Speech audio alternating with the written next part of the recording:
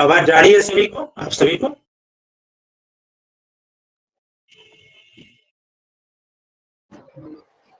लोगों, आवाज जा रही है सभी को? Yes, sir. हम लोग लास्ट टाइम नागरिकता पढ़ चुके थे, नागरिक क्या है, और भारत के संविधान में नागरिकता से जो संबंधित प्रावधान है उनको भी पढ़ चुके हैं। आज हम लोग पढ़ेंगे नागरिकता से संबंधित जो प्रमुख अधिनियम आए हैं नागरिक लेने के लिए, उनको हम लोग पढ़ेंगे।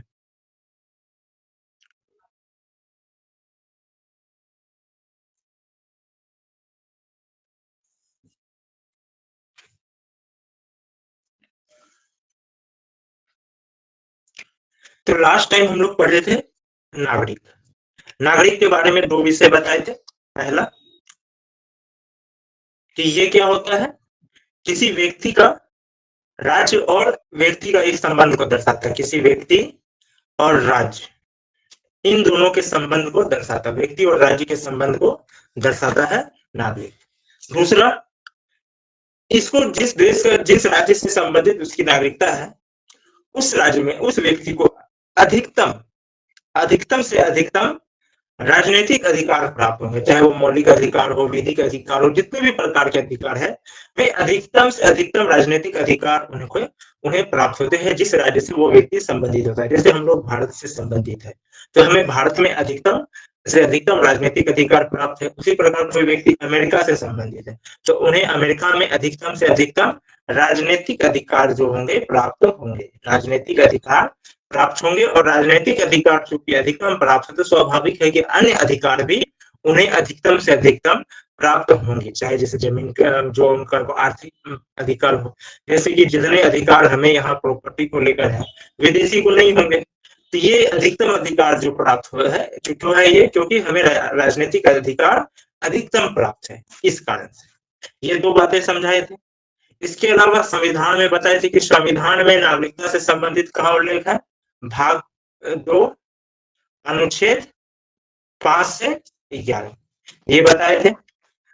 अनुच्छेद 5 क्या है, संक्षेप में रिवीजन करेंगे। ये संविधान के प्रारंभ में नागरिकता को बताता है कि जब संविधान प्रारंभ हुआ था तो भारत में कौन कौन नागरिक थे, इन्हें मतलब अनुच्छेद 5 के अनुसार देखिए, अनुच्छेद 5, 6 या फिर 8 इनमें नागरिकता देने का नहीं है, इसमें यह स्पष्ट किया कि कौन कौन भारत का नागरिक होगा। जिस समय संविधान लागू हुआ तो कौन कौन भारत के नागरिक होंगे, किस परिस्थिति में होंगे, इसको ये दर्शाया था। अनुच्छेद 5 क्या बताया कि जो भी भारत में जन्मा है वो भारत का नागरिक होगा, या उनके माता पिता, दादा दादी, नाना नानी, इनमें से कोई भी है जो कि भारत से रिलेटेड है, जो 1935 के भारत शासन अधिनियम में जन्मा है वो भी भारत के नागरिक होंगे। जो पिछले 5 वर्ष से भारत में अस्थायी तौर पे निवास कर रहा है वो भी भारत के नागरिक होंगे। साथ में इसमें ये भी बताया गया कि जो यदि कोई व्यक्ति है उनका जन्म, उनके माता पिता भी जो है भारतीय है, माता या पिता कोई भारतीय है तो उनका भी भारत का नागरिक वो होगा, यह स्पष्ट कर दिया गया। अनुच्छेद 6 में किसका वर्णन था, अनुच्छेद 6 में पाकिस्तान से था, ये पढ़ चुके हम लोग कि जो पाकिस्तान से भारत आए इनके लिए डेट रखा गया था। कौन सा डेट था, 19 जुलाई 1948 कि जो भी 19 जुलाई 1948 तक पाकिस्तान से भारत आया है वो भारत के नागरिक होंगे। और इस तिथि के बाद जो आए हैं उनको क्या करना होगा, 6 के 3 के तहत उनको यहाँ पर रजिस्ट्रेशन कराना होगा। जो भारत सरकार के द्वारा जो विधिक अधिकारी है उनके पास जाके रजिस्ट्रेशन पहले कराना होगा। और रजिस्ट्रेशन कराने के बाद भी क्या है कि उनको रजिस्ट्रेशन का भी एक शर्त था कि 6 माह कम से कम उसको अस्थायी तौर पर भारत में निवास कर रहा है तो वो होगा, नहीं तो नहीं होगा। ये दो चीज समझे। अनुच्छेद 7 में क्या था, इसमें जस्ट उल्टा था 6 के, यानी कि जो भारत से पाकिस्तान गया, भारत से पाकिस्तान गया, इसका डेट क्या था, इसका डेट था 1 मार्च 1947, यानी 1 मार्च 1947 या इसके बाद से जो भी भारत से पाकिस्तान वाले क्षेत्र में जा चुका था अब वो भारत के नागरिक नहीं रहेंगे, ये स्पष्ट इसमें कर दिया गया था। ठीक है। अब अगर है कि कोई भारत से पाकिस्तान गया और फिर दोबारा भारत आ गया, हम गए फिर आ गए, तो क्या होगा कि इसको मिलेगा, लेकिन अनुच्छेद 6 के 3 के तहत मिलेगा। कहां से मिलेगा, 6 के 3 के तहत इसको भारत की नागरिकता मिलेगी।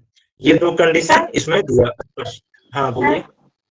इसमें 6 में तो लिखा हुआ है बुक में कि पाक जो ये 7 में 6 का 3 बोल रहे हैं, 6 नहीं अनुच्छेद, मेरे बात पे ध्यान दीजिए, 6 का 3 बोल रहे हैं, 3 6 3 भाग में बटा हुआ है। एक, जो भी भारत से पाकिस्तान आ रहा है, सॉरी पाकिस्तान से भारत आ रहा है और उनके वो या उनके माता पिता, दादा दादी, नाना नानी कोई भी अविभाजित भारत में भारत शासन अधिनियम 1935 के तहत यहाँ का नागरिक था, तो वो उसको नागरिकता मिलेगी। ठीक है। और तीसरा में यही दिया गया है।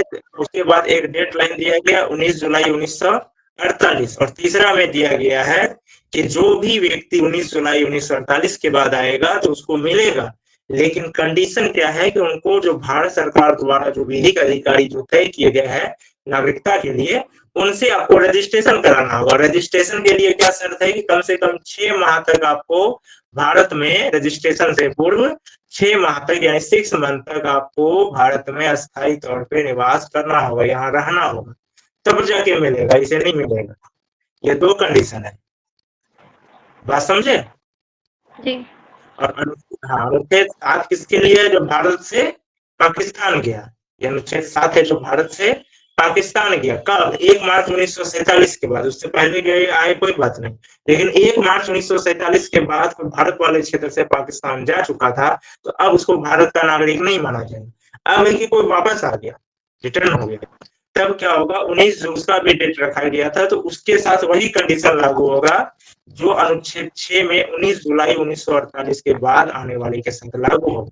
लेकिन भले ही वो इनके 6 में क्या है एकदम फिक्स है कि जो 19 जुलाई 1948 के बाद आएगा तब, यानी कोई व्यक्ति पहले से ही पाकिस्तान वाले क्षेत्र में रह रहा था और वो भारत आ गया 19 जुलाई 1948 से पहले, तो उसको जो है तुरंत मिल जाएगा, उसको समझा जाएगा। और 19 जुलाई 1948 के बाद आया तो 6 के 3 के तहत उसको रजिस्ट्रेशन कराना होगा विधिक अधिकारी से और जो लीगल ऑफिसर होंगे उनसे, और साथ में आपको 6 महीने रजिस्ट्रेशन से पहले 6 मंथ तक यहाँ रहना होगा।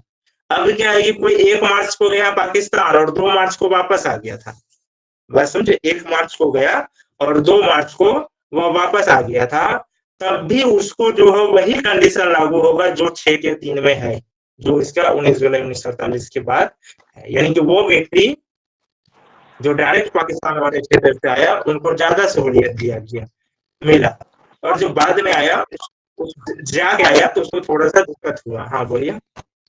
जैसे एक में लिखा हुआ था कि पाकिस्तान को जो गया है उसमें से कुछ व्यक्ति को नागरिकता का अधिकार है, ये मतलब नहीं समझे, बुक में ये लिखा हुआ है।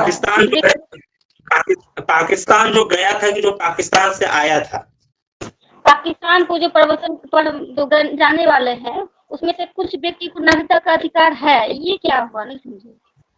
कहाँ पर? भारत में या पाकिस्तान में? यही नहीं लिखा हुआ है ना, बस अंकित में ये सब दिया हुआ है। देखिए शॉर्ट बुक पढ़िएगा ना, जहाँ शॉर्ट बुक पढ़िएगा यही दिक्कत होती है। ठीक है, अब इसका मतलब ये नहीं निकल रहा कहाँ उसको अधिकार है, थोड़ा बहुत यहाँ या वहां, सबसे पहला ये दिक्कत है। दूसरा चीज हम आपको खंड में बता दिए कि जो व्यक्ति भारत से पाकिस्तान 1 मार्च 1947 के बाद गया उसको और भारत का नागरिक नहीं समझा जाएगा अनुच्छेद 7 के तहत। अब है कि यदि वो वापस आ गया था, मान के चलिए कोई गया और वापस आ रहा है, तो उसको उस समय जब देश आजाद हुआ था तो उस समय नियम था कि आपको रजिस्ट्रेशन करना पड़ेगा। रजिस्ट्रेशन के लिए क्या होता था, एक विधिक अधिकारी, एक ऑफिसर जो होते थे, सरकारी अधिकारी, गवर्नमेंट ऑफिसर होते थे, उनके पास जाइए और आप अपना रजिस्ट्रेशन कराइए।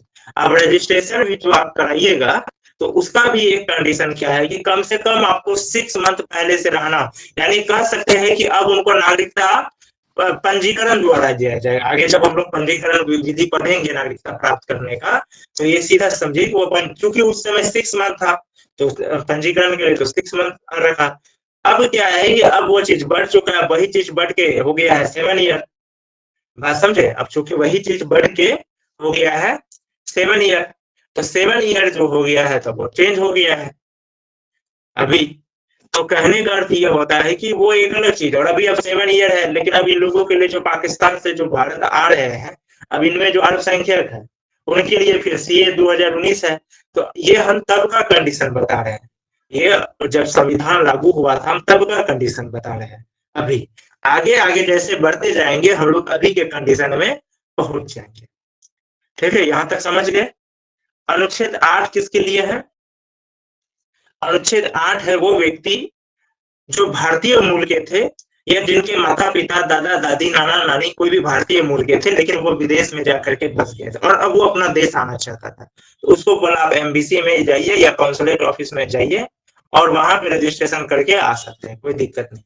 अनुच्छेद 9 क्या है कि अब अगर कोई व्यक्ति दूसरे देश का नागरिकता लेता है तो वो नागरिकता क्या होगा, उसका भारत का नागरिकता समाप्त हो जाएगा। यानी अगर हम जाके भी अमेरिका का नागरिकता लेंगे तो भारत का नागरिकता मेरा स्वाभाविक रूप से समाप्त होगा। अनुच्छेद 10 क्या है? एकदम सिंपल में समझिएगा क्योंकि ये क्लास इसका तो हो चुका, अभी हम शॉर्ट में सिर्फ रिवीजन करा रहे हैं, बाकी इसका क्लास तो रिकॉर्डेड है ही, तो आप लोग जाके देख सकते हैं।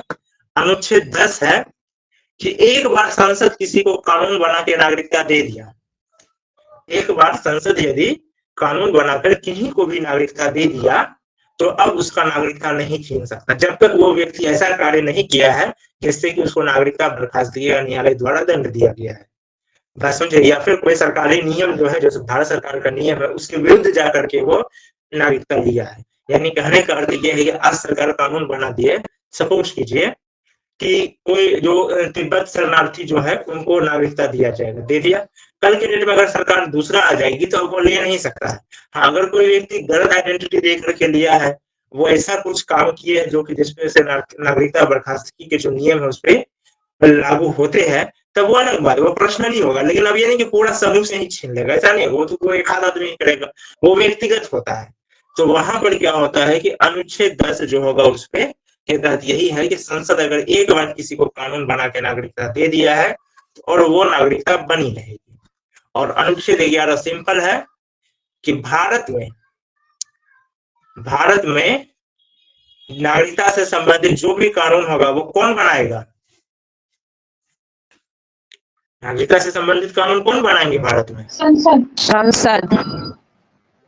सिर्फ संसद को यह अधिकार है, राज्य को अधिकार नहीं है। राज्य निवास से संबंधित बनाती है, जैसे झारखंड में हो रहा है बवाल 1925-85 वाला, तो राज्य निवासी से संबंधित होगी, नागरिकता से नहीं। अब ये भी ऐसा नहीं कि 1932 उसको, इसमें वो क्या कर सकते, सरकारी नौकरी के लिए कर सकते हैं, हाँ इतना ईस्वी से जो रहा उसी को हमने अपना निवासी मानेंगे, मूल निवासी, और हमारे यहाँ जो सरकारी पद आएंगे वो भी छोटे स्तर वाले, उसमें वही जा सकता है और कोई नहीं जा सकता है।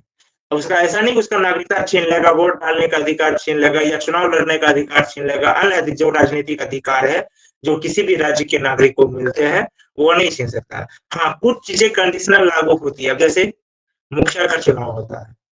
अब इसमें क्या नियम है? इसमें नियम है कि जो जिस पंचायत का है उसी पंचायत में चुनाव लड़ेंगे, यानी कि जिस पंचायत के वोटर लिस्ट में आपका नाम है। एमएलए में ये चीज नहीं है, एमपी में ये बात नहीं है, पूरा इंडिया में कहीं भी जाकर के हम एमएलए का चुनाव लड़ सकते हैं, एमपी का। लेकिन कल के डेट में ऐसा कोई कानून बन रहा है। इसमें क्या होता है, इसमें एससी एसटी सीट रिजर्व होता है, महिला सीट की बात हो रही है लेकिन अभी तक हुआ नहीं है भारत में। तो ये चीजें अंदर, ये चीजें हैं, तो वो क्या है, वो अलग चीज हो जाता है। मुखिया का चुनाव तो वो सब पे लागू हो रहा है, वो सभी पर लागू हो रहा है। और हाँ, लेकिन उस पंचायत के अंदर जो भी है वो तो चुनाव लड़ सकता है। अब वो चाहे कभी से है, अगर उसका वोटर लिस्ट में नाम है तो उस पंचायत के अंदर का तो सब लड़ सकता है, कोई उसमें भेदभाव नहीं होगा। जो राजनीतिक अधिकार है वो बना रहेगा, निवास में राजनीतिक अधिकार पर कोई फर्क नहीं पड़ता। बस आपको जो सरकार द्वारा लाभ मिल रहे हैं, कुछ लाभ जो आर्थिक लाभ वगैरह होते हैं, योजनाओं का लाभ, वो लाभ में प्रभावित होगा। प्लस नौकरी वगैरह जो होते हैं वहां पर कुछ नौकरियों को प्रभावित करती है, ज्यादा नहीं, कुछ को। ये सब ज्यादातर वोट बैंक के चक्कर में होता है और कभी होता है सांस्कृतिक बचाने के चक्कर में। कहने का अर्थ है कि कोई राज्य ऐसा है जहां बाहरी लोग बहुत ज्यादा आके फंस गए हैं। अब बाहरी लोग ज्यादा आगे, जिसके वजह से क्या हुआ, वहां का जो लोकल, जो वहां का जो मूल संस्कृति है, उस राज्य के जो स्थानीय लोगों का संस्कृति है वो खतरे में दिखती है, तब ये सब चीज लाया जाता है। ठीक है, अब हम लोग समझते हैं नागरिकता अधिनियम 1955। नागरिकता अधिनियम 1955, सिटीजनशिप एक्ट 1955, जितने भी एक्ट हैं जितने भी एक्ट है, ठीक है, सबके सब इसी को संशोधित करके आया है अभी वर्तमान में। अभी नागरिकता से संबंधित जितने भी एक्ट है, ये आप कह सकते हैं ये मुख्य रूप है। इसको एक्ट कैसे बनता है सर? एक्ट कैसे बनता है? Yes sir. चलिए, ये तो ऐसे आगे का विषय है। देखिए, एक्ट बनता है ऐसे समझा देता है, ये चूंकि आप ये सब बता चुके हैं, या तो क्लास लिए नहीं या रिकॉर्डेड क्लास रिवाइज नहीं किए।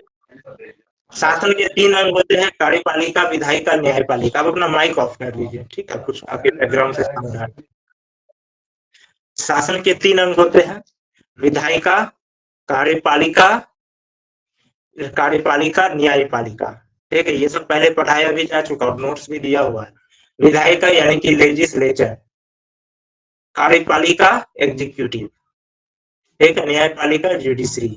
लेजिस्लेचर का काम होता है शासन व्यवस्था को चलाने के लिए कानून बनाना, कार्यपालिका का काम होता है उसको लागू करना, न्यायपालिका का काम होता है अगर उस कानून के से किसी व्यक्ति को दूसरे व्यक्ति को, किसी व्यक्ति से दूसरे व्यक्ति को, और राज्य या राज्य से ही किसी व्यक्ति हो रहा है तो उसके लिए फिर न्यायपालिका है, वहां जस्टिस के लिए न्यायपालिका है। ठीक है, ये हो गया। अब इसमें विधायिका क्या होती है? वो कानून बनाती है। तो इसका जो कानून बनाने का इसमें क्या होगा कि यहाँ पर कानून पर अब अगर भारत को लेके चले तो भारत में अगर केंद्र द्वारा कानून बनेगा तो भारत का विधायिका किससे बनता है?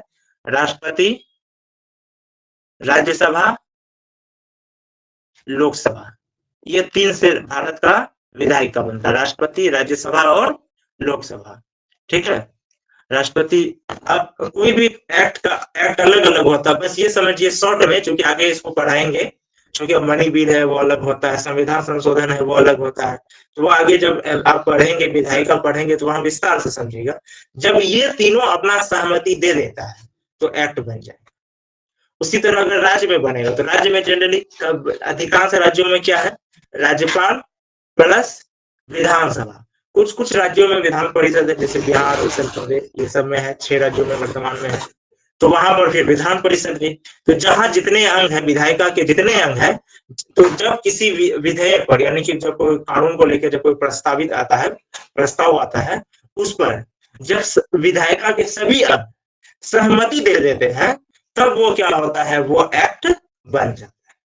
ठीक है, शॉर्ट में इतना ही समझा रहे, आगे जब विधायिका पढ़ेंगे तो विस्तार से समझेंगे, और उस पे चलेंगे तो 1 घंटा उसी पे चला जाएगा। बाकी इसके बारे में और विधायिका के बारे में विस्तार से पूर्व में बता चुके हैं, इससे पहले के जो क्लास हुए हैं बता चुके हैं, रिकॉर्डेड है। उसको आप सर थोड़ा शॉर्ट में कार्यपालिका की बात, जैसे विधायिका तो कानून बना देगी, लेकिन कार्यपालिका के वर्ड से कार्यपालिका लागू करती है, जैसे आपका सरकार हुआ, केंद्र सरकार, राज्य सरकार, ये कार्यपालिका का हिस्सा है। ठीक है, आप दोनों तैयारी कर रहे हो नहीं, वो बनाएगी। विधायिका हुआ अलग हुआ ना, आप प्रधानमंत्री को चुन के नहीं भेजे, आप एमपी को चुन के भेजे, वो जाके एमपी आपका जाके कानून बनाया। अब जो प्रधानमंत्री है वो उस कानून को लागू कराया। बात समझे? शॉर्ट में इतना ही समझा रहे हैं। आप यहाँ से एमएलए को चुन के भेजे, वो जाके वहां एमएलए आपका विधानसभा में कानून बनाया। अब जो वो कानून लागू कर रहा है, चाहे आपका मुख्यमंत्री या जो आपके अधिकारी है, जो राज्य सरकार के अधिकारी होते हैं, जितने भी अधिकारी है, वो सब अधिकारी क्या हुए? वो कार्यपालिका का हिस्सा हो। एक राजनीतिक कार्यपालिका का हो गया और एक प्रशासनिक कार्यपालिका का हो गया, अलग अलग होते हैं। तो जब कार्यपालिका तो पहले पढ़ा चुके हैं, ये सब समझा चुके हैं, रिकॉर्डेड में है, और आगे जब पढ़ाएंगे तो वहां और अच्छे से समझा लेंगे जब कार्यपालिका टॉपिक पे जाएंगे। ठीक, अभी हम लोग रहते हैं नागरिकता अधिनियम 1955। ये क्यों आया कि देखिए, अनुच्छेद 6 से 11 तक तो क्या था कि वो क्लियर कर दिया कि भारत में कौन कौन नागरिक होंगे।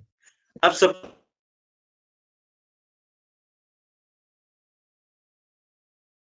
क्या बोल रहा है रामान?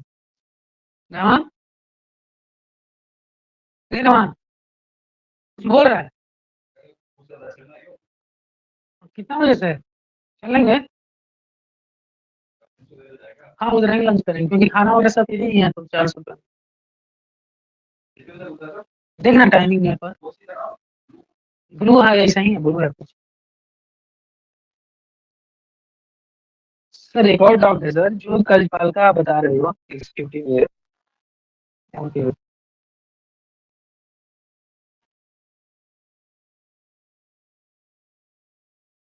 ओके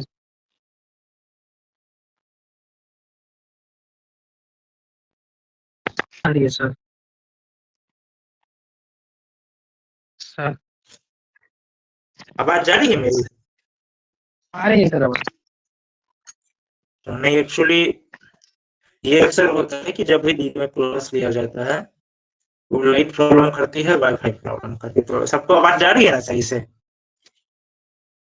आवाज सभी को सही से जा रही है? आ रही है। तो 1955 अगर आवाज देखिए सही से ना आए तो आप लोग बोल दीजिएगा, क्लास स्टॉप कर देंगे, कल कर लेंगे या फिर कभी। इसमें टाइम बर्बाद नहीं करना है, कहने का ये है। तो इसका क्या है 1955 का, 1955 में जब ये अधिनियम आया तो इस अधिनियम में लाने का मुख्य उद्देश्य था कि अब अगर कोई व्यक्ति आ जाए कि हमको भारत का नागरिकता चाहिए तो आप उनको कैसे दीजिएगा? कोई सर्टिफिकेट होना चाहिए ना, और उसका एक तरीका होना चाहिए कि हाँ ये भारत का नागरिक, इसको दिया जाएगा। तो ये सर्टिफिकेट देने के लिए, इसी सर्टिफिकेट को देने के लिए आप कैसे कहिए किसको दे किसको ना दे, इसके लिए एक्ट लाया। तो देखिए आमतौर पे जो है, जैसे पहले के क्लास में भी बता चुके हैं कि सर बताए थे एक व्यक्ति के 4 रूप होते हैं मुख्य रूप से, ऐसे हम 3 में बताए थे, लेकिन सारा जगह 4। नागरिक, ठीक है, एक होता है नागरिक हो जाता है, दूसरा हुआ विदेशी, ठीक है, नागरिक विदेशी, तीसरा होता है शरणार्थी, यानी कोई शरण लेने आया, चौथा होता है राज्य विहीन, ठीक है, यानी कि जिसका कोई राज्य ही नहीं, यानी कि इसको ये किसी राज्य का नागरिक नहीं है, राज्य विहीन। ये इंसान का सबसे बुरा स्थिति होता है। उससे अच्छा स्थिति क्या है? शरणार्थी है या विदेशी है, ठीक है। विदेशी में भी 2 प्रकार होते हैं, एक वैध एक अवैध। वैध कौन होंगे? वैध होंगे जो परमिशन लेके आए, जैसे हम भारत सरकार से अभी कोई नेपाल का व्यक्ति अप्लाई किया, हमारा नेपाल तो डायरेक्ट है ही, सॉरी, जैसे बांग्लादेश को हो गया, अमेरिका के हो गए, ब्रिटेन के हो गए, कि ये लोग अप्लाई किए कि हम आपके देश में आना चाहते हैं इलाज के लिए, काम के लिए, घूमने के लिए, सरकार परमिट दिया, वो हो गए। कोई चुपचाप आया, चोरी छिपे, इसी को कहते हैं अवैध प्रवासी। शरणार्थी, जो कि किसी राज्य में वो शोषित हो रहा, भारत सरकार से शरण मांगा, भारत सरकार का ठीक है रहो, तो वो हो गया शरणार्थी। ये इनसे थोड़ा बेटर है ये दोनों। अब ये अवैध, इस विदेशी में वैध बेटर है, लेकिन अवैध नहीं, ये लीगल हो गया। अब नागरिक क्या हो गया? उस व्यक्ति की सबसे अच्छी स्थिति है उस राज्य में, क्योंकि उसको क्या है, उस राज्य से संबंध है और अधिकतम से अधिकतम राजनीतिक अधिकार प्राप्त है, तो यही होता है नागरिक। ठीक, तो कोई भी व्यक्ति नागरिकता के लिए ही अप्लाई करता है। तो ये जो नागरिकता दिया जाता है इसका 2 आधार होता है, एक होता है जन्म से, बाय बर्थ।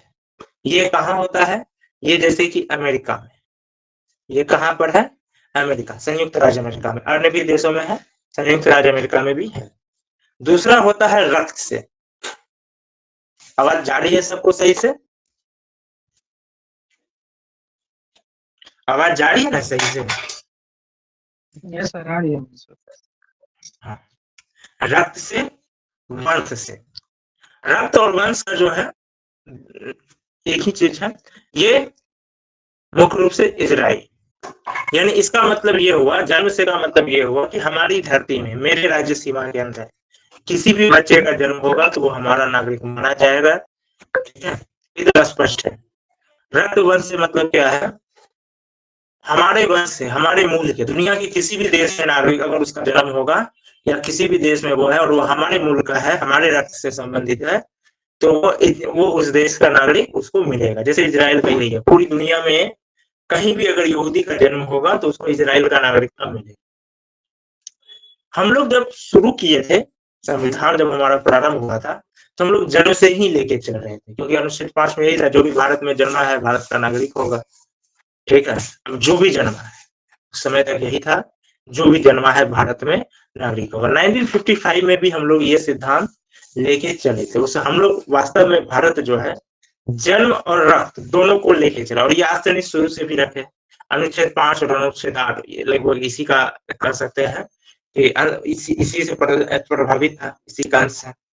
तो हम लोग दोनों को कॉम्बो लेके चले, जन्म बाय बर्थ, ठीक है, और हेरिटेज दोनों को लेके चले शुरू से, आज से नहीं शुरू से। तो 1955 में जब आया था तो उस समय 5 आधार रखा था। पहला अधिक आधार जन्म से, ठीक है, हम लोग इनको अपने हिसाब से सुविधा से आधार से अपनी सुविधा से बांट के पढ़ रहे हैं। दूसरा आधार रक्त या वंश से, ठीक है। तीसरा आधार पंजीकरण यानी कि रजिस्ट्रेशन, ठीक है, रजिस्ट्रेशन, ठीक है। चौथा आधार देशीकरण, इसको कहते हैं अंग्रेजी में नेचुरलाइजेशन, यानी कि जो यही रहते रहते हो गया। पांचवा आधार क्या है? देशीकरण क्या है? बताएंगे आगे, पेशेंस रखें, आगे सब कुछ बताएंगे। ये 5 आधार पर हम लोग जो है कर रहे थे, शुरू से हम लोग इसी 5 आधार पे चल रहे हैं। अब एक एक आधार हम लोग अच्छे से समझेंगे, ठीक है, इसलिए बोले आगे बता रहे हैं। तो सबसे पहले समझते हैं जन्म से। सबसे पहले हम लोग समझेंगे जन्म से। इसको हम लोग 3 कैटेगरी में बांटते हैं। पहला 1950 से लेकर के 87 तक का, दूसरा 87 से लेकर के 2003 तक, तीसरा 2003 से अब तक। ये 3 कैटेगरी में बांटेंगे। तो जब 1955 में एक्ट आया तो उसमें नियम बनाया कि 26 जनवरी 1950 के बाद जो भी भारत में जिसका भी जन्म हुआ वो भारत का नागरिक माना जाएगा, और आगे भी जिनका जन्म होगा वो भी भारत का नागरिक माना जाएगा। यानी कि कोई विदेशी भी यहाँ आया है, बात समझे, और उसके बच्चे का जन्म जो है भारत में हो गया। सपोज कीजिए कोई विदेशी आए, 2 अमेरिकी आए, उनके बच्चे का जन्म हो गया, तो वो भारत का नागरिक माना जाएगा, बच्चे को भारत का नागरिक का दावेदार मिलेगा।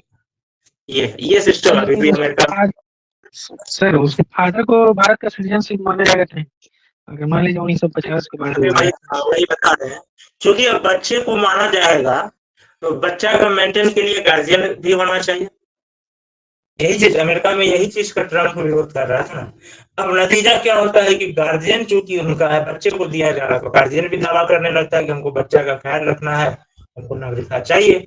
अमेरिका में यही होता है, यहाँ से कोई गया, वहाँ लड़के वहाँ काम कर रहा है, आपस में ही चलो ठीक है शादी, या तो वहीं के से या फिर किसी बाहरी से ही शादी कर लिए, बच्चे हुए। अब बच्चे को नागरिकता मिला था, भाई बच्चे के लिए हमको भी चाहिए।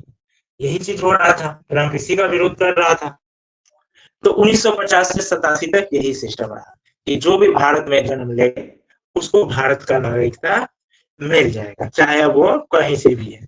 ये सिस्टम से क्या हुआ कि 86 में असल में एक्ट आया था, फिर इसमें जो है नागरिकता संशोधन अधिनियम में जो संशोधन हुआ, कब हुआ?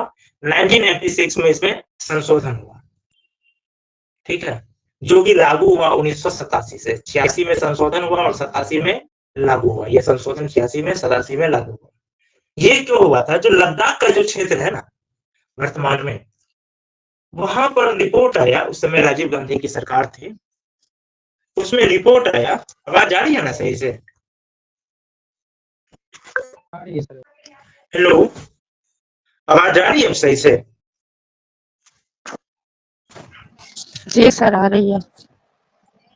अच्छा, तभी सर क्लास में नहीं था, हम पूछ रहे थे बार बार। तो उस समय तो सर आवाज ही नहीं आ रही थी, ना ही कुछ भी पिक्चर भी आपका। कब से आवाज नहीं आ रही? हम बार बार पूछ रहे थे, दीपक बोल रहे हाँ सर आवाज आ रही है। नहीं सर,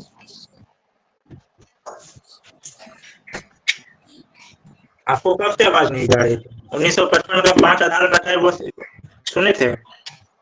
नहीं। हाँ सर 5 आधार सुने थे। हाँ 5 आधार सुने थे। और 1987 तक जा रहे हैं, वो सुन लिए थे? हाँ 1950 से 87, 87 से 2003, ये सब समझ चुके थे। 2003 से अब तक ठीक है, ये 5 नागरिकता से संबंधित ये 5 आधार में पहला जन्म का जो है इसको 3 आधार में हम लोग रखते हैं। तो 50 से 87 क्या है कि जो भी भारत में जन्मा भारत का नागरिक होगा, जैसे दीपक पूछे थे कि अगर उसके माता पिता तो बता चुके हैं कि बच्चे वो सरकार पर मर्जी इच्छा है, लेकिन वह दावा करता है और उसका दावा मजबूत रहता था। इसका नतीजा क्या हुआ कि जो लद्दाख एरिया है वहां पे रिपोर्ट आया कि यहाँ पर बाहरी लोग जो है, विशेषकर जो बांग्लादेशी लोग हैं, ये लोग हद से ज्यादा बस गए हैं कि जिसके वजह से जो मूल यहाँ के जो मूल लोग हैं उनकी अब आबादी खतरे में है, संस्कृति खतरे में। ये लोग इसी तरह बाहर से आए, बस गए। अब बच्चे का जन्म हुआ, अब बच्चे को नागरिकता मिला तो माता पिता को भी नागरिकता दो। तो इससे क्या वहां का जो लोकल लोग है उसकी आबादी पर फर्क पड़ने लगा। उसकी लोकल लोगों को, वहां के जो लोकल लोग हैं उनकी आबादी पर फर्क पड़ने लगा। तो ये हो गया एक, ठीक है। अब 1950 से जो है 87 तक चला। अब 87 में तब क्या किया गया, एक अधिनियम आया 1986 में। असल में यह अधिनियम कब आया, 1986 में, और लागू हुआ 1987 में। नागरिकता संशोधन अधिनियम 1986 में आया। इसमें क्या किया गया, नियम किया गया कि आप सर, अधिनियम और कानून दोनों क्या डिफरेंस है या एक है सर? एक ही चीज है। नियम जो है वो हिंदी शब्द है, कानून उर्दू शब्द है। ठीक है। 1987 से 2003 के बीच जो होता है, ये इसमें क्या लाया गया संशोधन में कि अब जो है यदि किसी बच्चे का भारत में जन्म होगा तो उसको नागरिकता मिलेगा, लेकिन शर्त क्या है, माता या पिता में कोई एक नागरिकता होना चाहिए। यानी माता या पिता में कोई एक भारत का नागरिक होना चाहिए। ठीक है, ये नियम बना दिया। क्यों? क्योंकि जो ये आ रहे थे बाहर से, जो अवैध प्रवासी आ रहे थे और यहाँ पर उनके बच्चे का जन्म हो रहा था। अब वो क्या दावा कर रहे थे कि मेरा बच्चा का जन्म हुआ तो उसको नागरिकता दीजिए। अब नागरिकता दीजिए तो भाई अब हमको भी दीजिए, बच्चा पालेंगे कैसे, हम यहीं नहीं रहेंगे, बच्चा यहाँ रहेगा, हमको वापस भेज दीजिएगा तो फिर मेरा बच्चा पलेगा कैसे। तो नतीजा वहाँ के लोकल जो संस्कृति है, जो लोकल कल्चर, उस पर खतरा नजर आया। तो इस वजह से उस समय राजीव गांधी की सरकार थी, ये एक्ट लाए। 1986 में संशोधन किया गया और 1987 से यह लागू हुआ और कहा कि अब 1 जुलाई 1987 के बाद उसी को भारत का नागरिकता मिलेगा, भारत में जन्मे उसी बच्चे को नागरिकता मिलेगा जिनके माता या पिता में से कोई एक भारत के नागरिक है। ठीक है। अब इसमें क्या हुआ सर, क्या शरणार्थी को भारत देती है नागरिकता? जो हमारे यहाँ शरणार्थी आते हैं, शरणार्थी को भी कानून बना के दिया जाता है। जैसे 2019 में पाकिस्तान से, बांग्लादेश से, अफगानिस्तान से आने के लिए दिया गया, ये 2019 में दिया जाता है, अभी भी दिया जाता है। ये वो एक अलग टॉपिक है। सरकार को इच्छा होती है वो देती है, उसके लिए कानून बनता है और नागरिकता अधिनियम 1955 में ही संशोधन उसको भी दिया जाए। ठीक है। हाँ, अब ये 2002 अब क्या हुआ, एक माता पिता में से कोई एक होने लगा। अब क्या हुआ, देखिए वहां से कोई आया बांग्लादेश से, सपोज कीजिए, वो क्या किया, यहाँ के जो लोकल है, जो यहाँ के लोकल है उनसे शादी कर ली। यहाँ के लोकल लड़का या लड़की जो भी है शादी कर ले, तो अब उनके जो बच्चे होंगे तो उस आधार पे भी नागरिकता मिल जाएगा, क्योंकि माता पिता में से एक है। तो अब चूंकि एक बच्चा का पालन के लिए तो दोनों चाहिए, मान के चलिए माता को नागरिकता है, बच्चे को मिला, तो माता बोलेगी ना ये चला जाएगा तो मेरे बच्चे को कमा के खिलाएगा कौन परिवार पालेगा, तो इसको भी दीजिए। कहानी फिर वहीं पहुंच गई। थोड़ा सा कम जरूर हुआ समस्या, लेकिन समस्या बनी रही। फिर तब क्या किया कि इसमें संशोधन हुआ कब, 2003 में, जब अटल बिहारी वाजपेयी जी की सरकार थी। उन्होंने संशोधन किया कि माता पिता में से कोई एक तो भारतीय होना ही चाहिए, दूसरा अवैध प्रवासी नहीं होना चाहिए। अवैध प्रवासी यानी कि जो चुपचाप चोरी छिपे आके भारत में रह रहा, शरणार्थी है तो ठीक है, विदेशी है, कोई पासपोर्ट लेकर आया है वो भी ठीक है, लेकिन अगर कोई अवैध प्रवासी है, सरकार से छुप के रह रहा है, वो है, और उनका जो होगा यहाँ पर जो होगा वो अगर है, और उसको अगर फिर तब बच्चे का जन्म होगा तब उसको नागरिकता नहीं मिलेगी। एनआरसी उसी का झमेला, वही चीज का एनआरसी में झमेला है। एनआरसी में वही कहना है कि अब 2018 एनआरसी किया जा रहा 2003 के आधार पे, ठीक है, एनआरसी 2003। तो अब लोगों का वही कहना है कि एनआरसी 2018 साल हो गया, 17 साल 18 साल में जो है बच्चे बड़े हो गए जिनका तभी जन्म हुआ, तो अब ये कहाँ जाएंगे। हालांकि ये दावा जो भी कर रहे हैं वो गलत कर रहे हैं, क्योंकि 2003 का कानून में स्पष्ट कर दिया गया कि भारत के नागरिक उसी को मिलेगा जो कि भारत में जिनके माता पिता में से कोई एक भारतीय और दूसरा अवैध प्रवासी नहीं है। तो जब कोई अवैध प्रवासी है तो ये तो आपको उसी समय से पता है, अब इसलिए अब ये इसमें कोई बात है नहीं। और दूसरा जो ये कहा जाता है, जो एनआरसी में एक दावा किया जाता है, जो विरोधियों का जो एक अपना तर्क रखते हैं वे लोग कि समानता का अधिकार, तो समानता का अधिकार तो नागरिकों को मिलेगा, जो नागरिक ही नहीं है तो उसको कैसा समानता का अधिकार, कोई मतलब ही नहीं है। तो अब यहाँ पे तब एक लास्ट जबरदस्ती वाला क्या आ जाता है, यही जन्मे हैं यही रहेंगे यही देश है। तो फिर वो सरकार की अपनी रणनीति। और दूसरा चीज यह है कि एनआरसी का जिक्र 2003 के नागरिकता संशोधन अधिनियम में भी है और उसमें उसको INRC के नाम से रखा गया है 2003 में, INRC यानी कि इंडियन नेशनल रेसिडेंस जो सिटीजनशिप, ठीक है। तो इसमें ये चीज किया गया है, ये कहा गया है कि भाई एक रजिस्टर तैयार होगा, इसमें किसी को निकालने का नहीं कहा गया है। कहने का अर्थ है ये है कि हाँ चलिए ठीक है, कोई वहां से अवैध तरीके से कोई व्यक्ति आया भारत में, वो यहाँ की लोकल लड़की से शादी कर लिया है, या कोई लड़की आया और लड़का से शादी कर लिया, उसके बच्चे हो गए, बच्चे बड़े हो गए, तो हमारे पास उसका एक चार्ट, एक रजिस्टर होना चाहिए ना, कितने हैं जो कि यहाँ से जो अवैध वाले आए थे उनसे है, यानी कि कितने हमारे यहाँ नागरिक है जिनका किसी और तरीके से डायरेक्टली नहीं इनडायरेक्टली, जो कि अगर वो कोई व्यक्ति यहाँ आया अवैध तरीके से रहा, अवैध रूप से यहाँ रह रहा है और वो यहाँ के लोकल लड़की से शादी कर लिया, तो बांग्लादेश में तो उसका नागरिकता बना हुआ है ना, वहां से तो नागरिकता उसका समाप्त नहीं हुआ है। जो बांग्लादेश है वहां तो उसकी नागरिकता बना हुआ है क्लियर।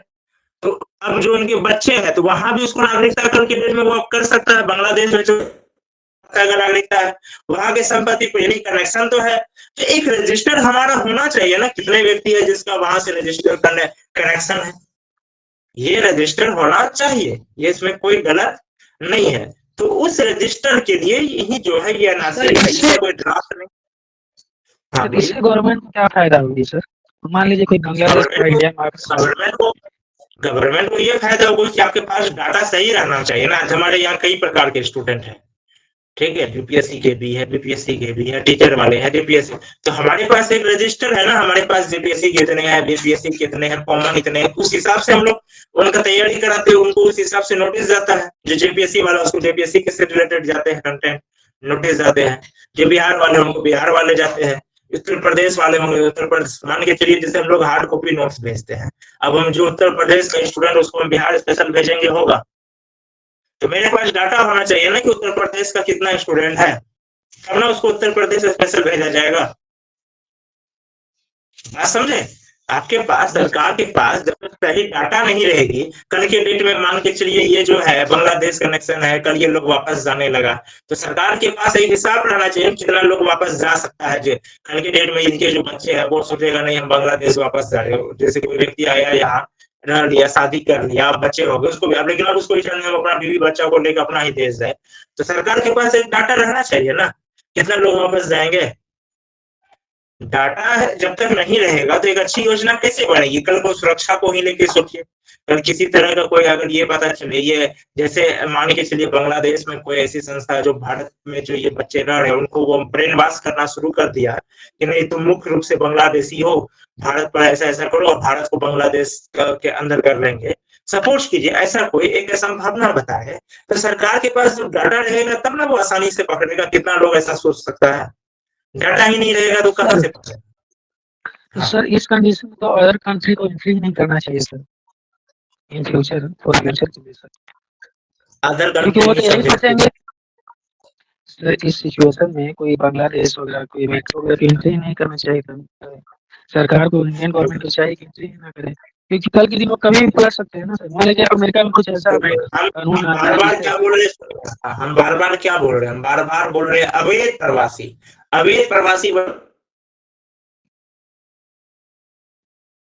समझे? देखिए भारत बांग्लादेश का बहुत बड़ा रास्ता है। अब अभी जैसे आपको अगर नेपाल जाना है बिहार से किसी को, तो जरूरी थोड़ी रोड लाइन है, खेत से भी आप जा सकते हैं, आप खेत से खेत जा सकते हैं। तो अभी आप मान के चलिए कल की डेट में बोलिएगा कि सरकार जो उसमें तार लगा दे तो सुरंग खोद के नहीं जाता भारत से पाकिस्तान, वहां तो पूरा एलओसी में तो हो ही नहीं पाता, कंट्रोल ही नहीं हो पाता, सुरंग के नीचे से जाता है ना, स्पष्ट है ना, इसमें तो कुछ छोटी छिपी बात नहीं है। तो आपको कैसे, सरकार को शौक से थोड़ी ना बुलाती है, सरकार को कोई इच्छा थोड़ी ना, वो तो आ जाते हैं, कोई आ जाता है कि हमको काम नहीं मिल रहा, क्या लेकिन सरकार भगा भी तो सकती है सर। देखिए बात क्या होता है, भगा सकती है लेकिन उसका आइडेंटिटी होना चाहिए पहला।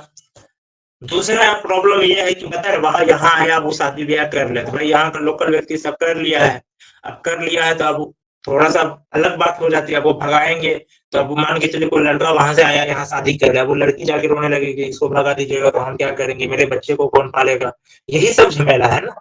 देखिए प्रॉब्लम यही कि यहाँ लोकल नेता लोकल लोग सपोर्ट करने लगते हैं, लोकल लोग लोकल नेता उनको सपोर्ट ना करे तो फिर ये समस्या होगी ही नहीं, उनको सपोर्ट करते हैं, ऐसे थोड़ी वो कोई हिम्मत करके आ जाता है, यहाँ का लोकल सपोर्ट है तभी आता है। चीन का क्यों नहीं आता है या अन्य देश का क्यों नहीं आता है, क्योंकि उनको यहाँ सपोर्ट नहीं मिलेगा। समस्या थोड़ी भी जगह है, वर्मा में भी समस्या है लेकिन सिर्फ रोहिंग्या मुसलमान ही आया है, वहां के जो है और अन्य लोग नहीं आए, क्यों नहीं आ रहे। एक तो रीजन ये है कि वो उसको पता है कि भाई ये मेरा मातृभूमि है, अगर छोड़ के जाएंगे तो फिर वो भी दिक्कत है, मातृभूमि प्रेम है पहला, वो मूल रूप से उसका रहे हैं कभी कोई ऐसा नहीं। स्वाभाविक बात है कि वर्माई सब में भारत में जो भी मुस्लिम वर्ग है तो या तो वो बाहर से आए हुए हैं या फिर वो कन्वर्टेड है, क्योंकि इस्लाम का शुरुआत कहाँ से, अरब कंट्री से हुआ, इसमें तो कोई छुपने छुपाने वाले। हाँ इसका मतलब ये ना समझे कि मतलब क्या वो इस देश का नागरिक नहीं है, ऐसा नहीं है, वो इस देश का नागरिक है, मूल नागरिक है, लेकिन एक होता है ना कि एक स्थायित्व के आधार पे, ठीक है, तो उसके आधार पे हम बता रहे हैं। तो अब जो रोहिंग्या में है वहां से आ रहा है तो इसका एक रीजन ये भी है कि वो जो रोहिंग्या मुसलमान आ रहे हैं वो कहीं ना कहीं उनको अपने कल्चर का यहाँ मिल रहा है, उनके अपने वर्ग का कल्चर का मिल रहा है, सेट हो रहा है। अब जो अन्य वर्ग के लोग हैं उनको यहाँ दिक्कत होगी। अब जैसे तिब्बती लोग रह रहे हैं तो तिब्बती लोग कहाँ रहते हैं, मुख्य रूप से अरुणाचल में रहते हैं, कुछ जो ज्यादा धर्म से रिलेटेड होते हैं तो वो आगे गया में रहते हैं, बाकी और कहीं देखते हैं क्योंकि अरुणाचल में उसका वो कल्चर के लोग हैं तो वहां वो सेट कर जाता है। नॉर्थ ईस्ट में उसी कल्चर के उसी के वेशभूषा रहन सहन वाले लोग है, उन्हीं के जैसा दिखने वाला सेट कर जाता है। तो वहां पर क्या होता है कि उसको लोकल सपोर्ट इजीली मिल जाता है, जो वहां के आम नागरिक है उनके साथ अच्छे संबंध उसके जल्दी बन जाते हैं। अब वही आके बिहार में रहेगा, झारखंड में रहेगा, उत्तर प्रदेश में रहेगा तो कहेगा ना हमको इसका तो हर चीज अलग है हम लोगों से, शादी ब्याह कुछ भी नहीं होगा, तो यहाँ उसको लोकल सपोर्ट नहीं मिलेगा। तो इस वजह से क्या होगा कि उसको दिक्कतें होगी, तो दिक्कतें होगी तो यहाँ आके नहीं रहना चाहते हैं, बहुत रेयर होता है, रेयर केस होता है, वो कहाँ जाके रहते हैं तो वो जाके रहेंगे आपको। सपोज कीजिए आज कनाडा में, ऐसे तो कनाडा लगभग पंजाब बन गया, लेकिन सपोज कीजिए वहां का कल के डेट में गिरेगी शुरू हुआ, वहां का जो मूल निवासी जो मुख्य कनाडियन वो लोग कहने लगे कि सिखों को भगाओ। सपोज कीजिए, ऐसे ये होगा नहीं, आज कनाडा में सिख वर्ग काफी मजबूत स्थिति में है, लेकिन सपोज कीजिए वो लोग कर दिया कि नहीं भगाओ, ठीक है, होने लगा तो सिख लोग कहाँ जाएगा, बिहार आएगा, उत्तर प्रदेश आएगा, वो कहाँ जाके बसेगा, पंजाब में, क्योंकि वहां उसके कल्चर के लोग हैं, अपने लोग हैं। आज या 50 साल के बाद ही वहां उसके अपने लोग हैं, उनको वहां पे बसने में, जमने में, लोगों के साथ घुलने मिलने में समय नहीं लगेगा। तो यहाँ उनको सपोर्ट है, इस चीज को समझिए, ये फैक्ट बात है कि यहाँ उनको सपोर्ट मिल रहा है तभी वो आ रहा है, क्योंकि यहाँ उसको लोकल लोग का मिल रहा है तो उसको हिम्मत बन रही है। तो आप जो बोल रहे हैं कि नहीं, वो इतना आसान नहीं है, हर देश सिर्फ सरकार के ही जिम्मे में नहीं, नागरिक भी जब तक नहीं होगा, यहाँ के नागरिक जब तक ये बात नहीं समझेंगे कि भाई वो लोग जो आ रहे हैं हमारे संसाधनों को प्रभावित कर रहे हैं, हमारे संसाधनों को प्रभावित कर रहे हैं, जिससे क्या हो रहा है, महंगाई बढ़ रहा है। लोग क्या सोचते रहे, आएगा क्या हुआ, कोई नौकरी थोड़ी ना लेगा, उसको तो कोई वोट डालने का अधिकार, नौकरी का अधिकार मिलेगा नहीं। लोग यहाँ ये सोच के इग्नोर करते हैं। वास्तविकता क्या है, बेशक वो नौकरी नहीं लेगा, बेशक वो आपको वोट डालने का अधिकार नहीं, लेकिन वो खपत बढ़ा रहा है, और इस खपत बढ़ाने से क्या हो रहा है, आपका जो बचत होना चाहिए वो बचत नहीं हो रहा है। आपको जहां 10 रुपया बचना चाहिए वहां 5 रुपया बच रहा है, क्योंकि 2 रुपया का सामान आपको 4 रुपया में लेना पड़ रहा है, डिमांड बढ़ रहा है।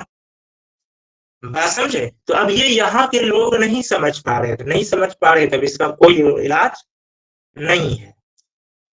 इसका इलाज यही है कि जैसे जैसे समस्याएं बढ़ेगी, लोगों को धीरे धीरे समझ में आएगा, लोग जागरूक होंगे। तो सरकार नहीं जाती है किसी को कहने की अवैध तरीके से हमारे, हाँ शरणार्थी शरण लेने को आते हैं तो अलग बात है, तो शरणार्थी अलग चीज है, अवैध प्रवासी अलग चीज है, बात समझे।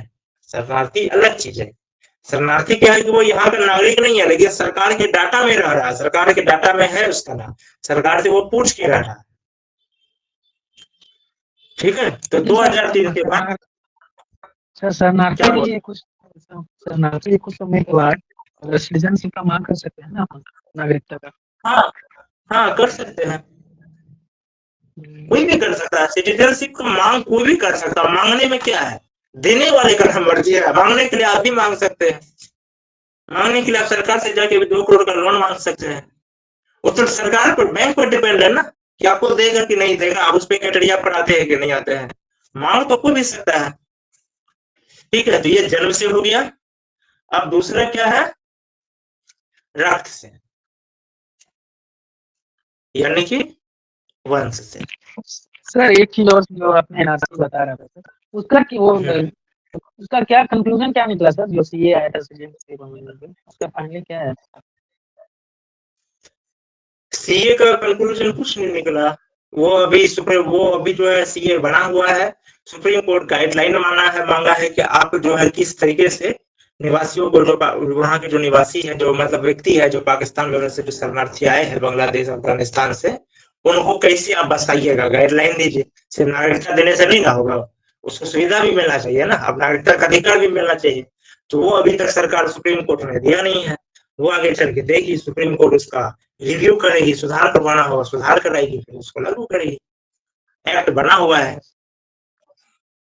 ठीक है, अब आते हैं रक्त से, जिसको कहते हैं वंश से, हेरिटेज, इसी को कहते हैं डेसेंट, डेसेंट।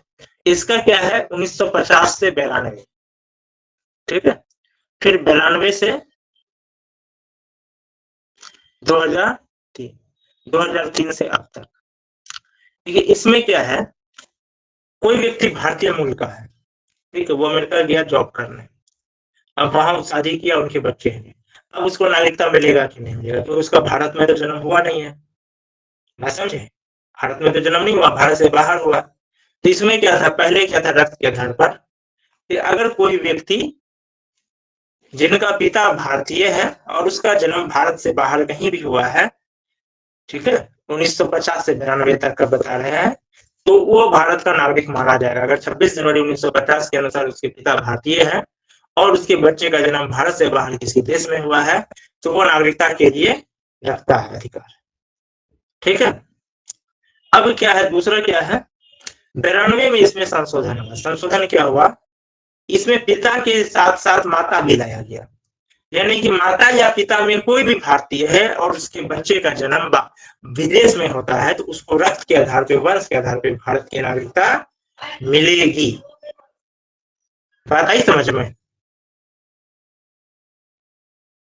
Yes sir. ठीक है, यहां तक समझ गए।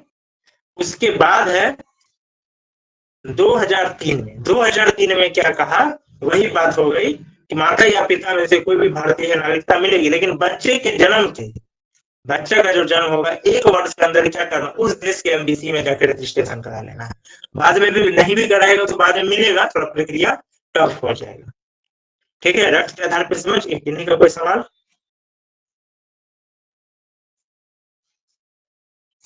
नहीं सर।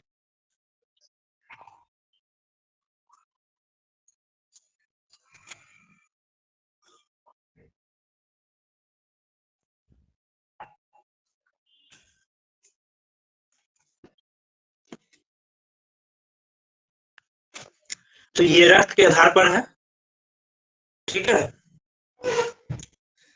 और 3 आधार है, उसके अलावा उस पीआईओ है, ओसीआई है, ठीक है, एनआरसी है।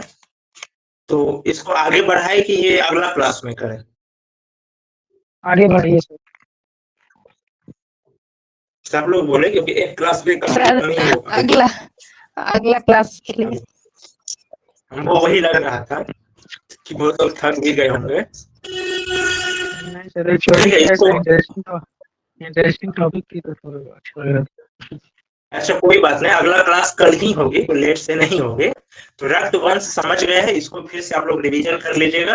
अब कल से हम कल के जो क्लास होंगे हम लोग उसमें क्या क्या पढ़ेंगे, जो बाकी के 3 आधार है पंजीकरण, उसका ये सब है शॉर्ट ही, लेकिन है कि अभी ये सब शॉर्ट टॉपिक है, 5 मिनट 6 मिनट का ही टॉपिक है, लेकिन टॉपिक छोटे ही भी ज्यादा है। उसके बाद देशीकरण हो गया, ठीक है, उसके बाद भू अर्जित द्वारा, ये सब शॉर्ट है, सब मतलब 5-5 मिनट में सब समाप्त होने, इतना इसमें ट्रिकी नहीं है।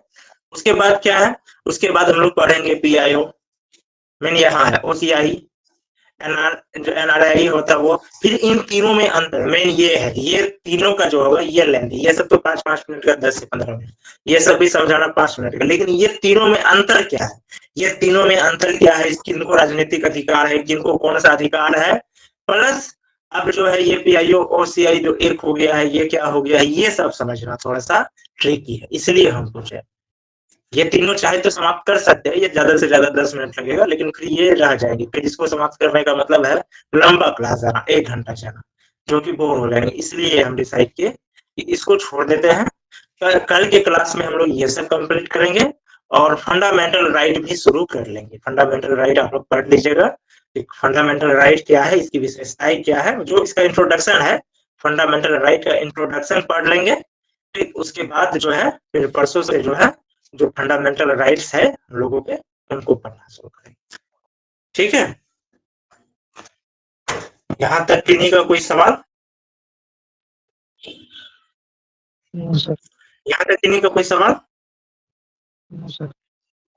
चलिए ठीक है। अब हम लोग कल का जो क्लास होगी अपने टाइम पर होगी, जो शाम में होती है उसी टाइम पर होगी। For full videos, just go to our website application, gurumantra.online for UPSC, BPSC, UPS, JPSC, MPPSC, CGPSC, HPPSC, RAS and police exam. Contact us 913-590-4639 or 725-038-0187.